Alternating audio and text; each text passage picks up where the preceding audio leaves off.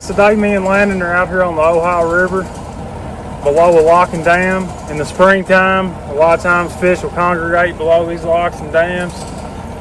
That's where all the bait's at right now, so the conditions are just about perfect today. I believe we're going to put some fish in the boat today. Landon's actually up front right now trying to catch us a couple more skipjack. We got some frozen ones and I got a couple fresh ones. We're going to try to get a couple more skipjack, and then of course we're going to have to get us an Asian carp. We've done spotted them. We've seen a big school of them. That's just one big ball of 10 to 20 pound Asian carp is what that is. You can see how they school up.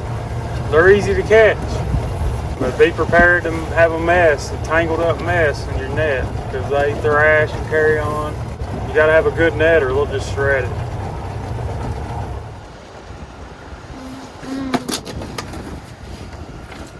So what I do with these Asian carp, guys, I bleed them out, I cut their tails off. That container's about 12 inches tall and it's full all the way to the top with blood. As we're below the dam, so obviously we're in a whole lot of current, anywhere from 3 miles an hour, and this spot right here is about 1.5. But this area we're in just got a whole bunch of humps in it, and each one of those humps is a current break. That's a perfect example right there. The current's going that direction, and you can see that little hump right there is breaking that current, and we're trying to put our baits right on the back sides of these humps. Nothing too complicated, guys, just fishing current breaks more than anything, and that'll attract blues and flatheads below a dam. No, don't drink another one yet. We ain't got a fish.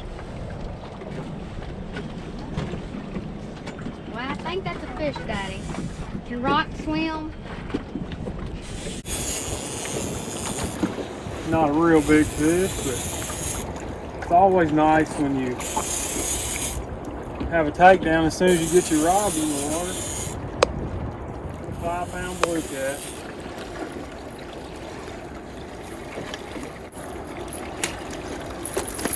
But it's the first one of the day, and I'll take a fish like that. He ate a skipjack head, guys, that we just caught. We just caught this little skipjack in a cast net, put his head on there, and nailed it. Let's catch us another one. Oh!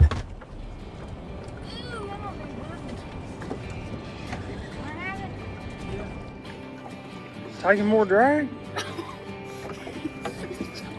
Oh man, Dad. Well, when I picked it up, I thought he felt like a little bitty thing. Do you think you're even close? You got some on him that time. I'll gladly take over if you're tired. No. Taking more drag.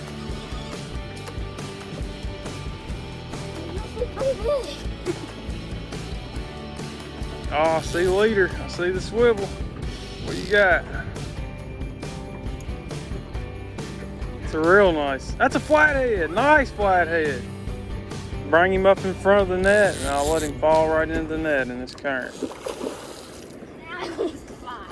Just make sure you keep that line from touching anything.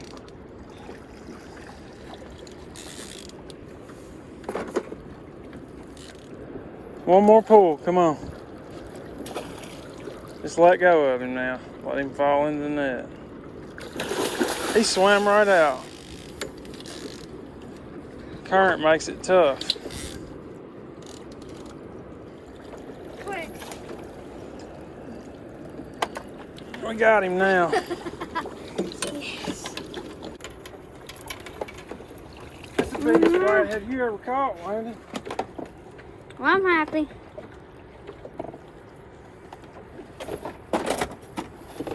And there's what he ate, guys, Asian carp. Don't let him go in that hole. You can call it a 30 pounder. Oh, we got one in the boat. Got another one on, guys. That'd be fish number 3. The exact same spot. We have. Now this is gonna be a little guy here. I catch the 5-pounders while Landon's recuperating from catching that 30-pound flathead. Oh, Asian carp, guys. I'm telling you, it's the #1 bait in this river. I'm starting to think so. You can still see the skin where the carp was. There's doubled up. There's the size fish Landon catches. There's the size fish I catch. All right, guys, we're gonna let this big guy go. He's right around 30 pounds. And then I'm gonna let my little 5-pounder go here. Asian carp, guys, the last few trips out here, Asian carp's caught the majority of the fish. We caught one little one on skipjack that you've seen, but those two right there that we just caught together, both came on Asian carp. Those are the only 2 rods that we had carp on. So. All right, so we moved down just a little bit from where we were at. It gets real shallow right in this area, but there's one small deep hole right here. Well, that's about 25 foot deep, and we got about 6 foot of water all the way around it. Just a real rocky area. You can see a rocky bank. I figured that any fish that were moving upstream would probably move up this little channel here.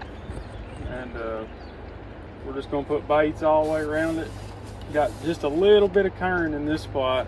We move over just a little bit farther and it's ripping. So I think we're gonna catch some fish here. We're gonna get some baits in the water and see what happens. Into my house, which is on. Uh-oh. Hey, I'll call you back. We got a good fish on. We're about to get a double. So we sat here for 16, 17 minutes, guys. That's what the GoPro says, 17 minutes. And we had one get slammed. It bit like a real big fish. So far, he hadn't really pulled. Nice fish. Probably a 20-pound fish. He's probably about 18 pounds. What do you think, Landon? 18 pounds? Yeah, about He 18. might go 20, I doubt it. I'll take fish like that all day long, be tickled to death about it.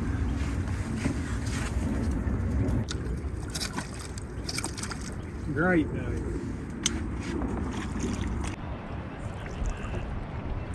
Landon, What? come catch some fish. He's done swam all the way up to the boat. You still got him? Think. I think, yeah, he's just swimming. That's the same rod again. There's a small hook sticking The rod that we got suspended with that big peg float. When you're in slack water, super light current, guys, give those peg floats a try. Santee rig, as some people call them.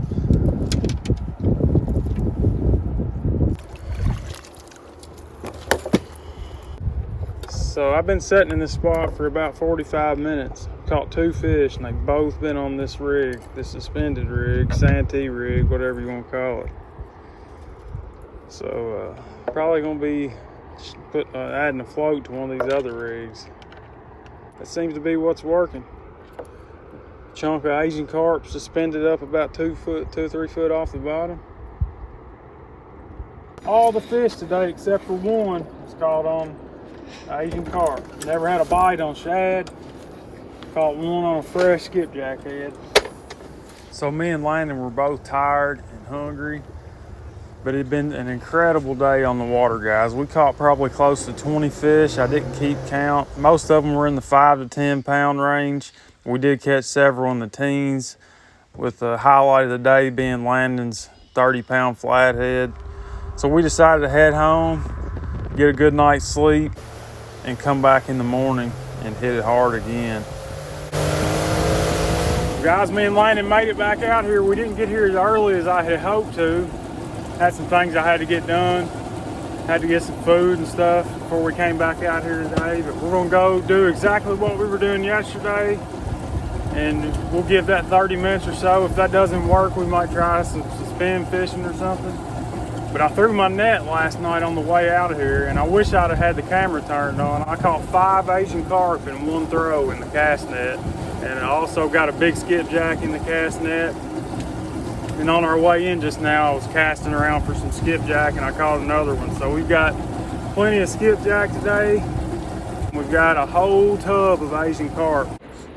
Nice big Ohio River skipjack, guys, caught fresh.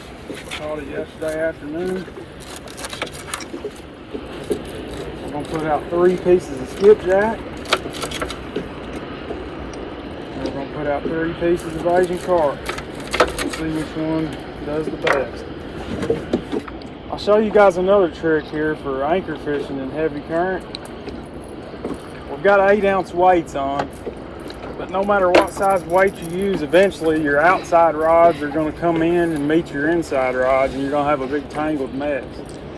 So what I like to do is I cast one really far out, the one beside of it I won't cast out as far, and then the next one will be really far out, so on and so forth.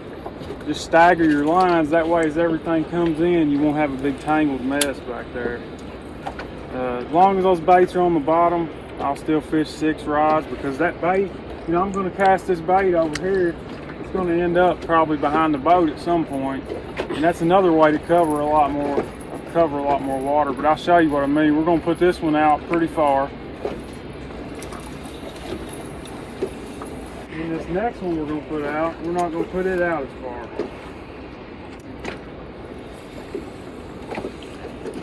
That's going to keep those lines from crossing it. And this rod we'll put out far.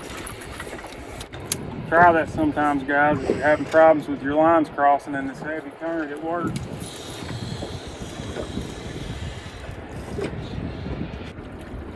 We got baits in the water, guys. Just a matter of time now before them rods start slamming. We're not in the exact same spot we were in yesterday.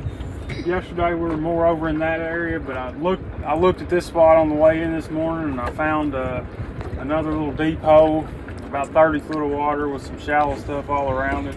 There's a few fish laying on the down current side of it, getting, you know, breaking the current. So we're gonna sit here for a minute. If nothing happens, we're gonna move down that way a little bit.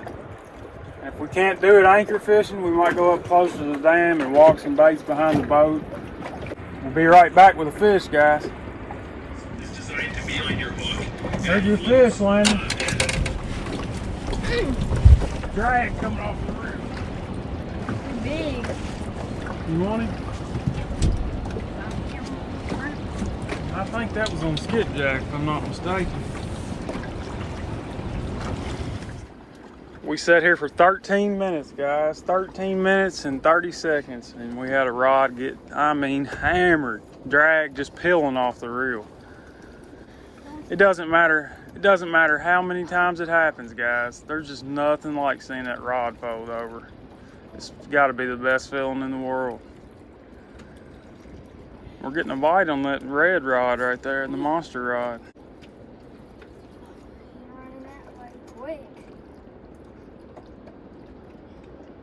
These 3 rods are up on the top side of the ledge, and then these 3 are on the bottom side. And this rod that the fish hit was the one that was right at the bottom of the drop-off. It was on this bait. I feel weird. Look at that TK hook buried, guys.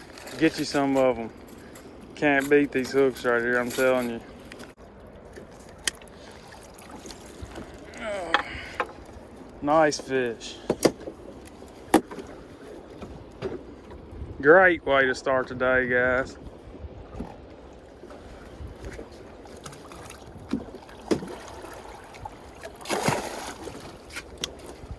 Let them go, let them grow. So it didn't take long to figure out that everything had changed from day 1 to day 2. On the first day, all of our fish were caught on the Asian carp. They didn't seem to be interested in anything else. On the second day, we only caught 3 fish, and all 3 of those fish were caught on skipjack. I think it's crazy how these fish's behavior change so much from day to day. That's why it's always good to take more than one bait with you, because you never know what they're going to want from day to day. But as always, I want to thank you guys for watching. God bless you guys. We'll see you in the next video.